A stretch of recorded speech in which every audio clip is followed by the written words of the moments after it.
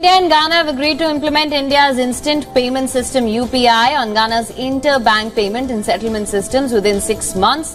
The development comes against the backdrop of UPI rapidly gaining momentum, particularly over the last 5 to 6 years. पहले ये है कि भारत जो है वो अपना जो डिजिटल पेमेंट सिस्टम है यूपीआई उसको श्रीलंका, मॉरिशस और फ्रांस और बहुत सारे मुल्कों के साथ वो इंगेज कर रहे हैं. इट मींस के वो तो एक अपना पैरेलल जिसे वो कहते हैं ना अपने लोगों के लिए सिस्टम क्रिएट कर रहे हैं कि उनको किसी किस्म की अब जिस मुल्क में भी जाएंगे वो समझे अपने मुल्क के अंदर ही बैठे हुए हैं. कंट्रीज की बात करें उन्होंने भी जो है यूपीआई इस्तेमाल करना शुरू कर दिया, फ़ायदा ले रहे हैं. अगर हमारे ताल्लुकात अपने हमसायों से अच्छे होते तो हम भी इस्तेमाल करते, पैसों के झंझट से जान छूट जाती.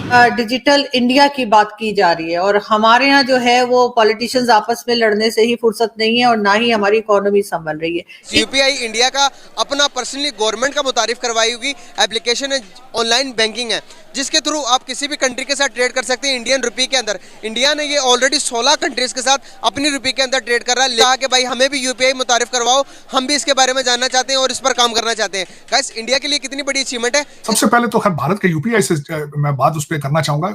मुझे अभी तक वो चीज नहीं भूली जब मोदी साहब एक इंटरनेशनल कैंपेन पर निकले थे, जिस सिलसिले के अंदर वो अमेरिका आए, फिर फ्रांस गए, फिर उसके बाद वो मिडिल ईस्ट गए.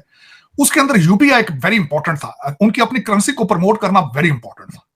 फिर दूसरा उनका सबसे बड़ा टारगेट था अपने डायस्पोरा को प्रमोट पहले जो है वो इंडिया को ये कह रहे हैं कि इंडियंस काइंडली आप हमारे कंट्री के अंदर भी एक यूपीआई जैसा जो है वो ऑनलाइन ट्रांजैक्शंस का एक डिजिटल जो है वो प्लेटफॉर्म इंट्रोड्यूस करवाएं. What can we learn from India considering जो हमारी सिचुएशन है. हम बहुत सारी चीज़ों में फंसते हैं, रेड टेप में फंस जाते हैं. यहाँ पे ईज ऑफ डूइंग बिजनेस जो है यहाँ पे इतनी अच्छी नहीं है. स्टेट दोस्तों यूपीआई को लेकर 76 देशों ने कमिट किया है कि वो आने वाले 5 सालों में यूपीआई का प्रयोग करेंगे. 15 से ज़्यादा देश यूपीआई का प्रयोग करें.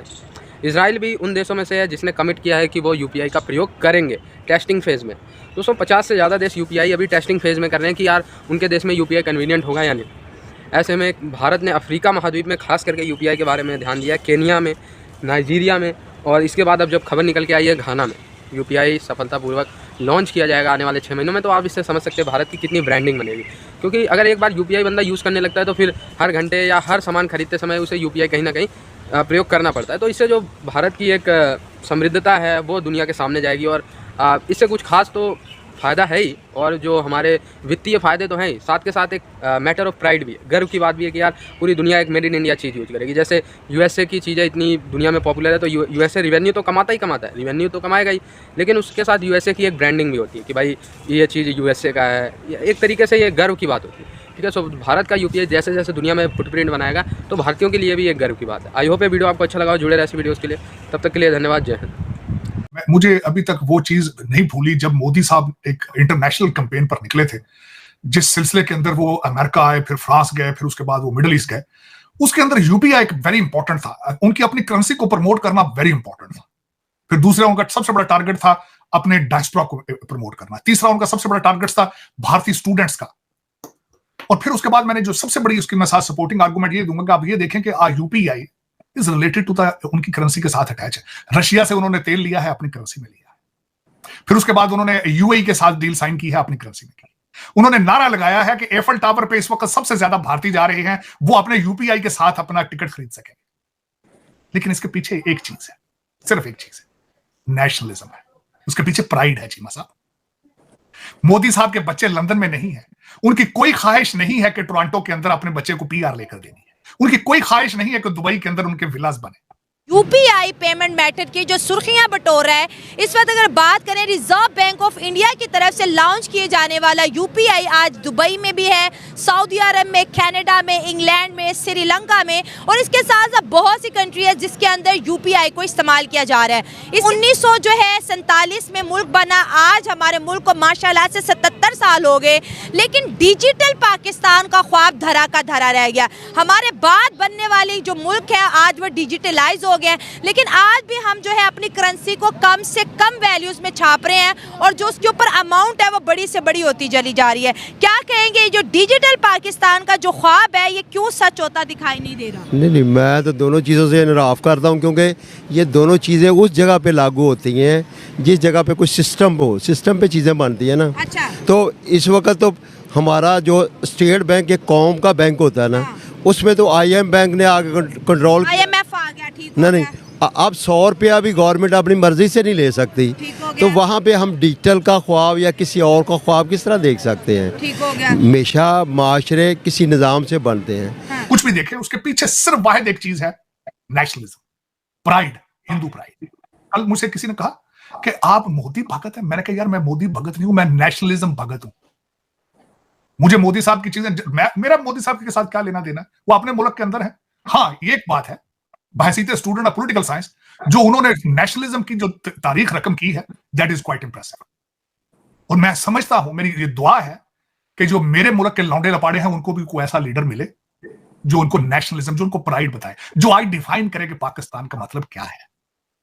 ये जो मजहबी जुनूनियत है, ये अब आपके सर चढ़ के बोल रही है। डिजिटली पैसा ट्रांसफर करना कितना आसान है, और इस जमाने में कैश रखने के बारे में क्या कहोगे? आज के दौर में जेब के अंदर पैसा रख के ट्रैवल करना, शॉपिंग करना रिस्की है कि सेव है? सेव कैसे है, यहाँ पर तो जेब कतरे ही बड़े हैं। अच्छा, वो हम ऐसे अब जब जाते हैं हम, तो वो फिर हमारी जेब को काट लेते हैं हम। अच्छा। और हम जब जाने लगते हैं तो हमारी जेब जब कट जाती है, फिर हम कैसे शॉपिंग करें, कैसे हम अपना यानी कि अपने आप को सेव रखें? बाजार में तो इतना रश होता है। अच्छा। और हम अंदर जाते हैं, हमें ऐसे कभी इधर इधर टकराव होता है, तो कितनी यानी कि पैसा रखना खतरे वाली बात है। अब घर में रखें तो फिर शॉपिंग कैसे करें? घर से क्या व्हाट्सएप पे मंगाएं? अच्छा, चलो हमारा साथ वाला मुल्क है, उनके अंदर जो है ना यूपीआई, गूगल से एक ऐप डाउनलोड होती है, उसके अंदर वो करेंसी रखते हैं। अगर 1 रुपए का गोल कप्पा भी लेना हो, QR स्कैन करके लेते हैं। उन्होंने करेंसी छापनी भी कम कर दी है, और उनका ये जो ऐप है पूरी दुनिया में फेमस हो रहा है, और उसकी लिमिट डेली के स्टूडेंट्स और हॉस्पिटल के अंदर 5 लाख की कर दी है। तो वो इतना डिजिटलाइज हो रहा है। आज भी हमारे हर बंदा कहता है यार पैसे दे दो, और ना किसी का बैंक है, ना किसी का जायज़ कैश अकाउंट है, ना किसी का इजी पैसा अकाउंट है। क्यों इतना पीछे? आज भी हम 100 साल पुराने ज़माने में क्यों रह रहे हैं? हम कुछ करेंगे तो फिर आगे जाएंगे ना। हम बस बातें कर सकते हैं। काम करने से आगे होता है इंसान।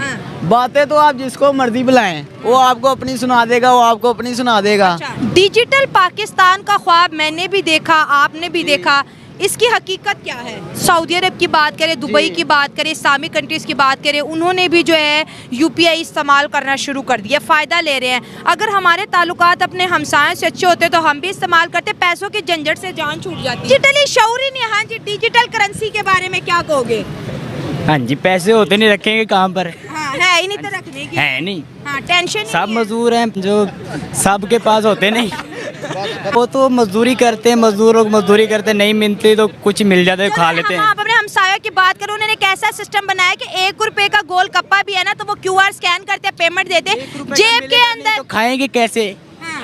आज तो 5 रुपए की गोली भी नहीं मिलती सर में दर्द की। अच्छा, कितने रुपए की होगी? 15 रुपए की होगी। सर दर्द लगवाने के लिए 15 रुपए रेडी रखो। हाँ जी, 50 रुपए फीस भी। तरक्की की बात करें, डिजिटल पाकिस्तान टॉपिक पे ना इधर उधर की मार रहे हो। डिजिटल पाकिस्तान को ख्वाब कब पूरा होगा? जिन मुल्कों ने डिजिटलाइज किया, कैसे हो गया? क्या देखा ख्वाब? मजदूर रोडों पे निकले हुए हैं, ख्वाब पूरा ही है। हाँ जी, ये कैसी बात है? तरक्की है नहीं मुल्क की, तरक्की नहीं हो रही। नहीं हो रही। हाँ, और क्या जहन बढ़ रहे हैं? जहन तो की बढ़ेंगे, मजदूरी पे जा रहे हैं जहन। सब के जो बच्चा छोटा है